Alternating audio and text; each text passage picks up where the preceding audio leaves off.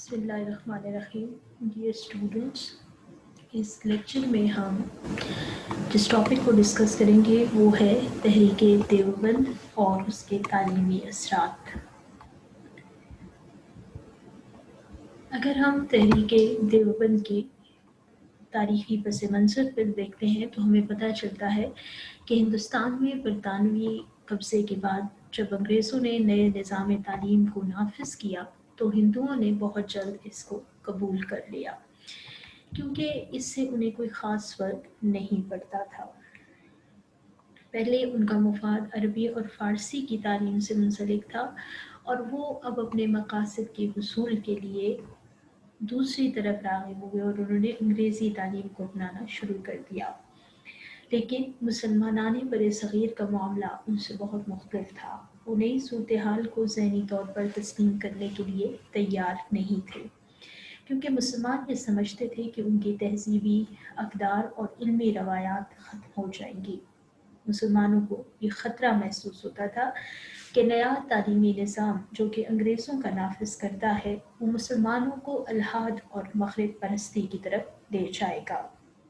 مسلمان یہ خیال کرتے تھے کہ اس صورتحال میں دینی علوم کا تحفظ اشد ضروری ہے، تاکہ مسلمانوں کی آئندہ آنے والی نسلیں اور ان کی تربیت اسلام کے قانون و ضوابط اور اسلامی خطوط پر کی جا سکے اور ان کو مغربی افکار اور بے دینی کی یلغار سے بچایا جا سکے اور ان کو بے دینی کے اس یلغار سے مقابلہ کرنے کے لیے تیار کیا جا سکے. اس مقصد کے لیے ایک لاہ عمل بنانے کے لیے مسلمان علماء اور اکابرین نے سہارنپور کے یو پی کے گاؤں قصبے دیوبند کی مسجد چھتہ میں مشاورت کے بعد ایک مدرسے کا قیام عمل میں لایا، جہاں مولانا محمد قاسم نانوتوی اور ان کے ساتھی علماء مقیم تھے. اور 20 مئی سن 1867 کو مولانا نانوتوی نے سہارنپور کے قصبے دیوبند میں ایک مدرسے کا آغاز کر دیا.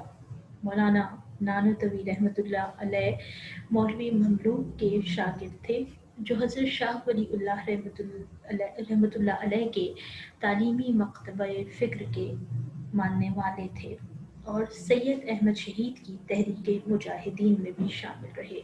اس طرح تحریک دیوبند شاہ ولی اللہ کے نظریات کا ہی ایک تسلسل مانے جاتی ہے.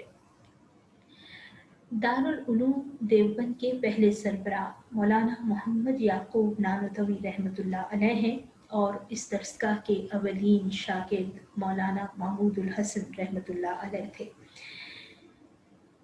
پہلے ابتدائی 9 سال تک یہ مدرسہ بالکل ابتدائی حالت میں رہا. سن 1876 میں نئی تعمیرات کے بعد آہستہ آہستہ ایک بڑے دارالعلوم اور علمی مرکز میں تبدیل ہو گیا. دارالعلوم حکومت سے مکمل طور پر لا تعلقی کی بنیاد پر کچھ اصولوں پہ قائم ہوا تھا. بانی دیوبند نے اس کی بے سر و سامانی کو توکل اور رجوع اللہ کا سبب قرار دیا. مستقل ذرائع آمدنی نہ ہونے کی وجہ سے دارالعلوم دیوبند کے علماء اور اکابرین نے عام مسلمانوں سے رابطہ کیا، جس سے دارالعلوم کا تعارف دور دور تک پھیلا اور اس کے ہمدردوں اور شاگردوں میں بیرون ملک تک اضافہ ہو گیا. اگر ہم تحریک دیوبند کے اسباب پہ نظر دوڑاتے ہیں تو اس میں جو سب سے بنیادی مقصد اور جو بنیادی سبب تھا وہ یہ تھا کہ اسلام کا احیاء کیا جائے، اسلام کو دوبارہ زندہ کیا جائے. برصغیر میں مسلمانوں کی دینی اور معاشرتی زندگی کی اصلاح، بدعات کے خاتمے، ایسی بہت ساری چیزیں جو دین میں خواہ مخواہ شامل کی گئیں اور اصلاح اخلاق کے لیے مختلف تحریکیں برپا ہوئیں. اور ان تمام کا بنیادی مقصد دین کا احیاء یعنی دین کے نظام کو دوبارہ زندہ کرنا، اسلام اور اسلامی علوم کی اشاعت اور تحفظ کا جذبہ تھا. اسی لیے انہوں نے اپنا ایک الگ نصاب تعلیم بھی مرتب کیا جو کہ وقت کے تقاضوں کے مطابق تھا. دیوبند بھی ایسی ہی ایک تحریک تھی. تبلیغ اسلام، عیسائی پادری اور مشنری ادارے سن 1857 کے بعد مسلمانوں کے نظام تعلیم کو तबाह करने के साथ साथ इसको सरकारी सरपरस्ती में लेना चाहते थे और खुल्लम खुल्ला ईसाइयत की तबलीग और अशात कर रहे थे। इस सूरत हाल में ऐसे मुसलमान उलमा तैयार करना बहुत ज़रूरी हो गया था जो तबलीग इस्लाम और ईसाइयत की तरदीद का फरीज़ा सरअंजाम दे सकें। तहरीक देवबंद ने ऐसे उलमा की तैयारी का फरीज़ा बतरीके एहसन सरअंजाम दिया। तहरीक देवबंद की खसूसियात पे अगर हम नज़र दौड़ाते हैं तो इसके कुछ इम्तियाज़ी निशान हैं जो इसको दूसरी तहरीकों से मुनफरिद करते हैं। उसमें पहला ये था कि बरसग़ीर की मुख्तलिफ तालीमी रवायात में तवाज़ुन कायम करना।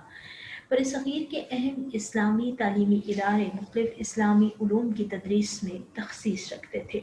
ये इदारे माक़ूलात, मनक़ूलात और इल्मुल कलाम के हवाले से अलग अलग रुझान और ख़ुसूसी तशख़्ख़ुस के हामिल थे।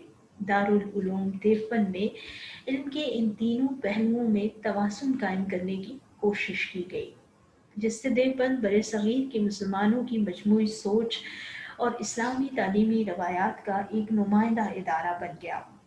फिर दीनी तालीम का तहफ़्फ़ुज़ देवबंद के क़याम का बुनियादी मकसद था। दारुल उलूम देवबंद के क़याम का बुनियादी मकसद दीनी उलूम और इस्लामी तालीमात का तहफ़्फ़ुज़ रहा। दारुल उलूम देवबंद ने यह खिदमत बतरीके एहसन सरअंजाम दी और बहुत जल्द ये इदारा दुनियाए इस्लाम में दीनी उलूम की तरवीज और अशात का मरकज़ बन गया। यहाँ से हज़ारों उलमा और तुलबा फ़ारिगुल तहसील होकर निकले जिन्होंने इस्लामी उलूम की तरवीज और अशात में भरपूर किरदार अदा किया और यूँ लादियनियत की यलगार के आगे बंद बांध दिए, बिदअत का खात्मा किया। दारुल उलूम देवबंद में सिर्फ मजहबी तालीम ही नहीं दी जाती थी बल्कि लोगों को रोज़गार के काबिल बनाने के लिए देवबंद में मुख्तलिफ फ़नून की तरबियत भी दी जाती थी, जिनमें तिब की तालीम पर ख़ास जोर दिया गया।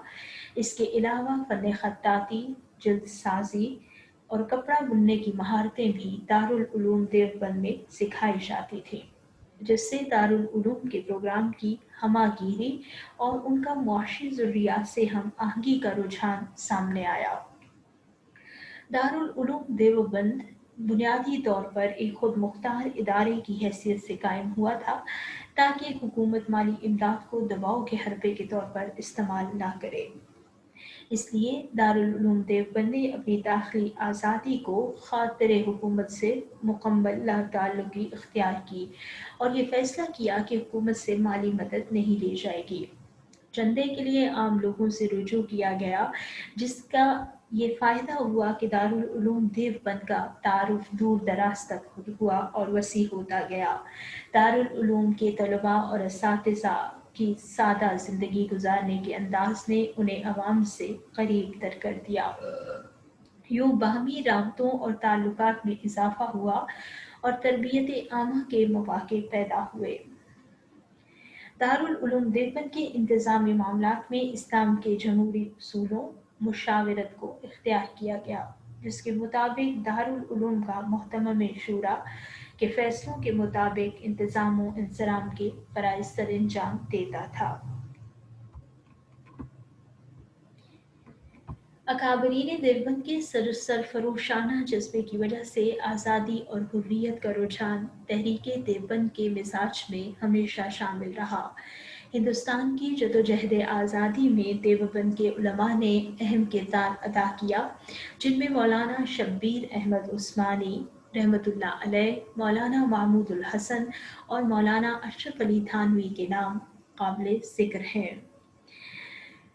उलमा और अकाबरीन देवबंद ने इस्लाह अखलाक और तामीर व किरदार के मैदान में भी बहुत काम किया। चुनाचे इल्म व फ़ज़्ल और दर्स व तदरीस के साथ साथ देवबंद में तक़वा की फ़िज़ा कायम की गई और जिसे हमेशा कायम रखने की कोशिश की गई, जिससे मिसाली किरदार के लोग सामने आए। दारुल उलूम देवबंद की इस्लामी तालीमात के तहफ़्फ़ुज़ और फ़रोग़ में कामयाबी के बाइस ऐसे ही बहुत से इदारे कायम हुए, जिनमें मज़ाहिरुल उलूम सहारनपुर, मदरसा फ़ैज़ आम कानपुर, मदरसा अशरफिया मुरादाबाद जैसे मदारिस शामिल हैं।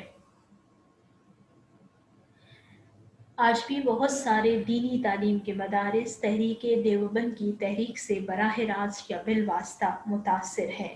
اسی طرح دینی مدارس کا ایک باقاعدہ نظام بھی قائم ہوا جس سے مسلمانوں کے قومی نظام تعلیم کی نشات ثانیہ کا آغاز ہوا، یعنی کہ اسلام کا احیاء اور دوبارہ زندگی، اور وہ اسلامی روایات اور وہ جو ایک عہد تھا اسلامی روایات کا، اور اس کو فروغ ملا۔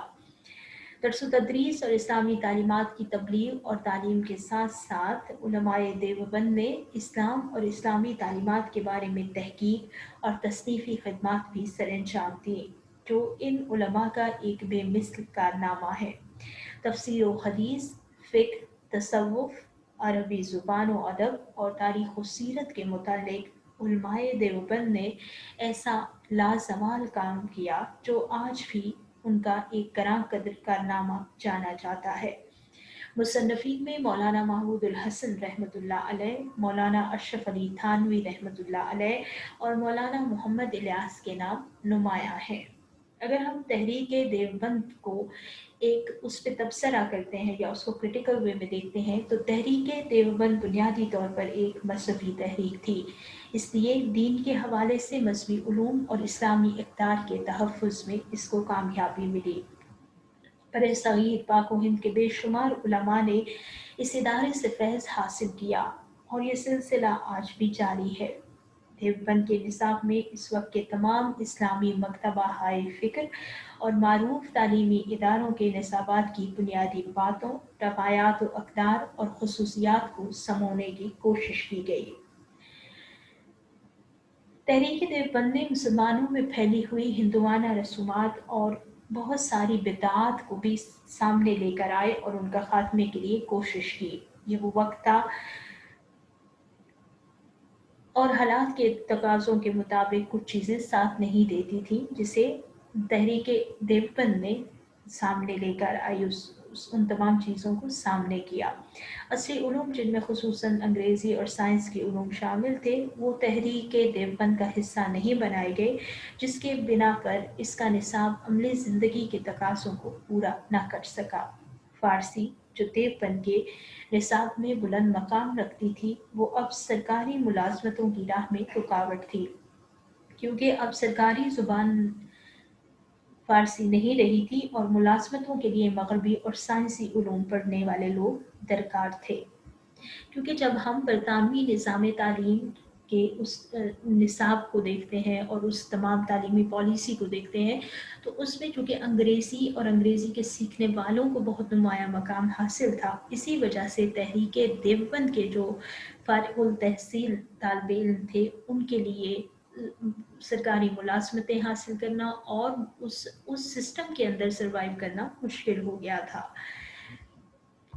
یہ تحریک دارالعلوم دیوبند کی تصویر ہے اور یہ ان کا لوگو ہے۔ یہ بھی دارالعلوم دیوبند کا ایک امیج ہے۔ امید ہے کہ آپ نے اس کو مکمل طور پر سمجھا ہوگا کہ یہ تحریک اور اس تحریک کا کیا مقصد تھا، اس کے کیا اثرات رہے مسلمانوں کی زندگی، مسلمانوں کے مذہب اور ان کی جو تعلیمی کانسیپٹس تھے ان کے بارے میں تحریک دیوبند کا کیا کردار تھا، یہ اس لیکچر میں ڈسکس کیا گیا ہے۔ Thank you.